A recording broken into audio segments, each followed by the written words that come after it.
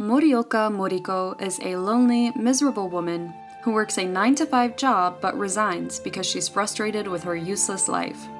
And when you'd think she did this to start a side hustle, like every celebrity entrepreneur preaches, she installs a virtual game instead, and soon becomes engrossed in it like a creep. Just after installing the game called MMO Fruits de Mer, she creates a really hot male character named Hayashi, and this marks the start of her escapade into a virtual realm. Hayashi receives his first quest, which is to defeat a colossal rat in a dungeon, and armed with a useless stick, he launches several attacks at the monster, but his initial attempts are as worthless as Moriko's boring life. The rat completely and repeatedly crushes Hayashi, forcing him to respawn and receive several rips from fellow players. He's about as useful as a fly in this game. In his frustration and defeat, a miniature Barbie named Lily appears. Hayashi is entranced by her beauty and angelic features. The dweeb is awkward and speechless, forcing Lily to ask again if Hayashi is okay. Lily, understanding the difficulties of a newbie, offers to team up, and together they begin to battle the dungeon monsters. With Lily's support, Hayashi gains experience and levels up as he annihilates the monsters, and when it's time to face the rat boss again, he is better prepared. He charges at the rat boss with his stick, but he gets cooked again, making him look like he was hit by a bus. However, Lily immediately heals him with her healing magic, and he summons the courage to face the monster again. He charges at it, and this time, he manages to defeat the rat, earning a glowing gem that transforms into a mighty Viking sword. Walking further down the dungeon, they find a treasure chest filled with gold coins and matching couple bracelets, sparking a hint of virtual romance as both Lily and Hayashi seem thrilled to wear a matching pair. Was this quest actually a date? Later, the two of them also share an intimate moment with dweeb Hayashi holding Lily in his arms inside a flower deep in the ocean. Lily later suggests hunting more monsters, but the useless coward remembers he has somewhere to be and chickens out, inventing excuses to avoid her. The next day, he dodges her again, fearing another hunting expedition.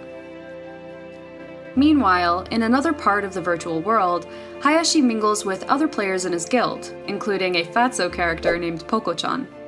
The guildmaster Kanbei compliments Hayashi's improvement, recalling how he used to be isekai'd by super weak monsters, and how he'd always run off like a coward at full speed in the middle of fights. Lily, feeling neglected, confides in Hime, another guild member. Hime passes the ball to the guildmaster Kanbei to get to the bottom of Hayashi's avoidance. Kanbei confronts Hayashi in a frozen castle. The guildmaster reminds him of the no romance rule, but assures him that it's okay for them to be friends. Accepting the advice, Hayashi confesses he's been having such a good time in the game that he wanted to show his gratitude by giving Lily a special Christmas gift, a crystal rose. This was Hayashi's promise to himself. Their conversation is abruptly interrupted by a monstrous elephant crashing through the roof, launching ice darts. Dodging the attacks, they barely escape. Meanwhile, Lily sits sulking in a tree, worrying about Hayashi. When he finally joins her, she heals his wounds. Lily, looking sad, asks Hayashi if she's been getting in his way, and Hayashi, being a dweeb and a virgin, had no idea how to comfort a girl in distress. Moriko, being a 30-year-old woman, bashes her head in search of answers inside her empty skull, as she has no possible way to find out what a woman wants, despite being a woman herself, and she grieves over the fact that as a woman, she'll be forever a male virgin. Hayashi musters up strength and awkwardly invites her to meet on Christmas Eve, promising a special gift. Lily agrees, albeit with reservations due to her work commitments. Back in the real world, hot businessman Yuta is asked by a coworker to go out for drinks.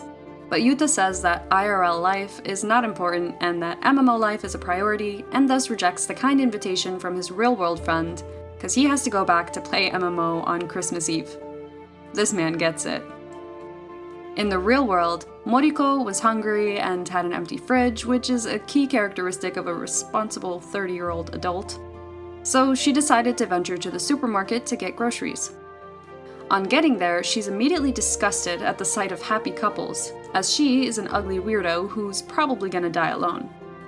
Just as she hurries to the cashier to leave the supermarket because the raging hormones of the sus couples are suffocating her, she spots a delicious chicken but is embarrassed by her growling stomach.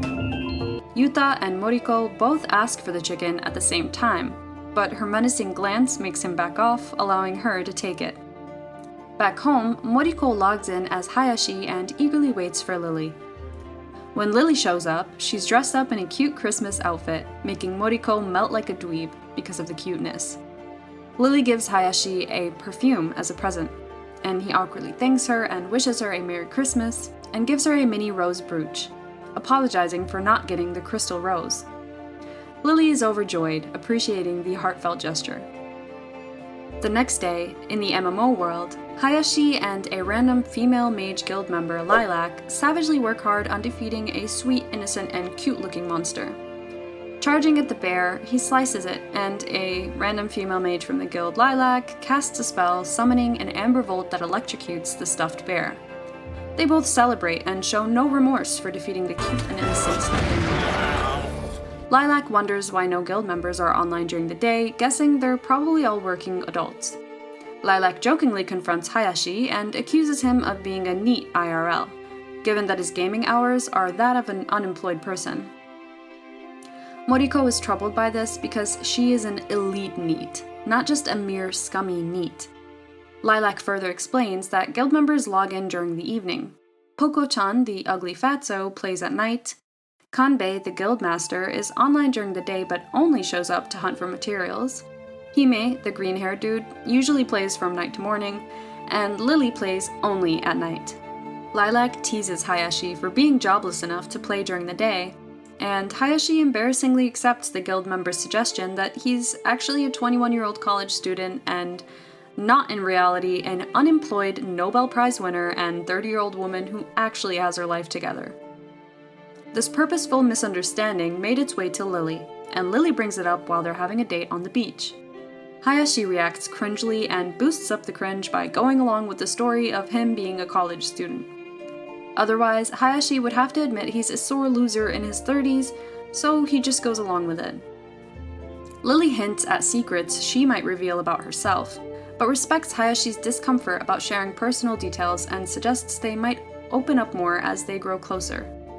Lily then recounts how the guild almost disbanded under the former guildmaster until Kanbei took over, initially seeming to do it for the guild level, but ultimately to support friends who can't log in regularly. That night, IRL, Moriko falls asleep playing the game like a responsible human and catches a cold. In the morning, she heads to a pharmacy for medicine but is accidentally elbowed by Sakura Yuta, unfortunately isekaiing her. While isekai'd, Moriko has visions of visiting Nirvana with a dwarf angel, transforming into a child. Then she saw a bunch of ugly masked creeps with red, glowing, menacing eyes in suits as they marched past her up a tower. She fled amidst tears as she woke up in a hospital, with Sakura Yuta sitting beside her. He explains that he defeated her like a dungeon monster by accident and brought her to the hospital to ensure she was revived because he was not a healer mage in IRL, unfortunately. Just as he thinks of giving her his business card, the fool realizes he doesn't have any, so he writes it down on a pen and paper and asks for her name also. But Moriko feels ashamed because her own name sounds like a scientific name in a biology class, Morioka Moriko. Kanbei asks if he wants to hug the ground for comfort after realizing he's worthless in this virtual world, but Hayashi explains and tells him he got a cold in the real world and he's thinking about certain things. They offer to listen, but warn they might not be much help. Hayashi explains the incident with Sakurai, which they misunderstand as a romantic encounter. Lilac felt it was a scripted romance setup from a Bollywood movie, while Hime thought he shouldn't just text the supposed lady and update her, he should actually try dating her. Hayashi knew they got the situation confused and realized they thought he was referring to a lady since he was a male character in the virtual world. Hime tells him that to truly show he is an alpha male, he should take her to a nice dinner. Lilac utters some nonsense like a deranged clown, and Hayashi replies that he doesn't know what the heck she is talking about. Kanbei, on the other hand, feels he should not be like a useless teenager, but rather give a call to say thanks and be done with it. Just then, Moriko logs off, deciding to text Sakurai despite her social awkwardness. She gets an instant reply as she dives back into the virtual world. Hayashi returns, announcing that his crush wants to make amends for the accidental isekai and wants to go out for dinner. However, antisocial Moriko is distressed about the dinner, hating to go outside. She looks at herself in the mirror and realizes she's an ugly dweeb with a face like a donkey. She imagines how the scenario will play out when Sakurai meets her and sees her horrible face. Trying not to overthink, she drifts back to the virtual world just like a healthy adult would respond. Hayashi meets Lily at their special tree space. Lily confides that she often retreats to think most of the time because she can't actually complain to anyone IRL. She doesn't want to complain in the virtual world and ruin the mood of anyone who logs in, so she decides it's best that she comes here instead and broods alone. In the real world, Moriko is at ease because of Lily, and decides to send a proper reply to Sakurai concerning the dinner, but realizes she sent it at 2 a.m. in the morning. She curses herself for being a filthy creep with no social intelligence. The next day, Sakurai is in disbelief because an IRL human actually replied, because he is only used to MMO replies, just like any other socially calibrated human. Sakurai can't help but share his thoughts with his friend Koiwai. Noticing Sakurai's glum demeanor, Koiwai jokes that he looks like he got ditched at the altar. Sakurai asks if he knows anyone named Moriko from the distribution department where he works. Koiwai confirms he does and shows him a picture of her on his phone. Koiwai recalls their first encounter when he called the department and Moriko, filling in for someone else, answered the phone. At the time, she was in tears as she was overwhelmed by her workload, so he comforted and appreciated her dedication. Back in the present, Sakurai checks Moriko's message again about how she declined his date offer, not wanting to impose further after he covered her medical expenses, confirming that Sakurai belongs in the MMO world and not IRL, where he is constantly rejected. Later that day, Moriko visits the convenience store to buy groceries and a Fruit de Mer web money card. The store clerk, known as Fujimoto, creeps at Moriko and has perverted thoughts, so he blushes. After her stop at the convenience store, Moriko returns home and is feeling more relaxed because of the emails she exchanged with Sakurai, as well as the bullet she dodged for a potential IRL social encounter. She logs into the game as Hayashi and encounters Poko-chan, who comments that Hayashi looks more at ease, noting the guild's concern that he might stop logging in due to his troubles. Hayashi reassures him, explaining that gaming is his escape and he's doing much better now. Suddenly, a bird flies towards them, delivering a gift from Lily to Hayashi. It's an expensive long coat. Hayashi hesitates to accept it, feeling he has nothing of equal value to give in return and doesn't want to appear like a broke gamer. For a moment, Moriko fantasizes about a romantic gift exchange between Hayashi and Lily. Poko-chan tells him not to worry, sharing how he once received a valuable weapon from a guildmate named Nico, who only wanted to cheer him up. However, Poko-chan warns Hayashi to consider that Lily might have an ulterior motive. IRL, Moriko takes a break from gaming to ponder on the ulterior motives that Lily might have, and pulls out a beverage from the fridge to help her think. Flustered about not being able to stop thinking about it, she jumps back into the game. In the virtual world, Hayashi approaches Lily on their deku tree and returns the gift, expressing his concern about ulterior motives and his inability to reciprocate. Lily assures him she has no hidden agenda and decides to open up about herself. She shares how she received numerous requests from loser strangers to go hunting when she started, becoming popular and envied. Despite warnings to avoid certain players, she persevered in building social relationships in the game. Hayashi asks why she continued playing despite the challenges.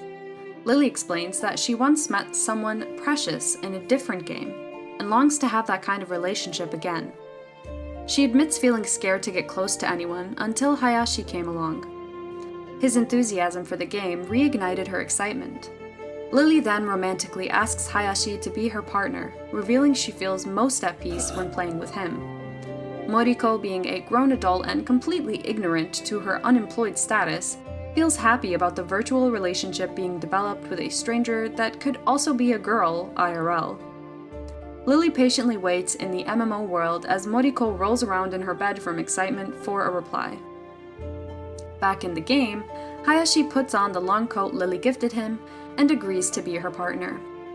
Unbeknownst to them, other guild members are spying on the touching moment, amused by the budding friendship. Later that evening, Moriko, thrilled about her new partnership with Lily, doesn't mind dipping into her savings to buy gaming items from loot boxes. This is definitely a smart and powerful investment move by Moriko. Meanwhile, at the convenience store, Fujimoto fills in for a coworker just as Moriko walks in to buy groceries. Moriko, being a responsible adult, buys essential beverages that will keep her nutritionally full. She also spots a mushroom, thinks of Lily, and heads to the cashier. She offers to pay via e-transaction, but Fujimoto mistakes this as a flirt and tries to play it cool, telling her the system is down and will be available again in a few minutes. Agreeing to wait, they wait standing in front of each other, creating a staring contest like two awkward weirdos. Breaking the silence, Fujimoto mentions a bonus campaign in Fruit de Mer and reveals he also plays the game.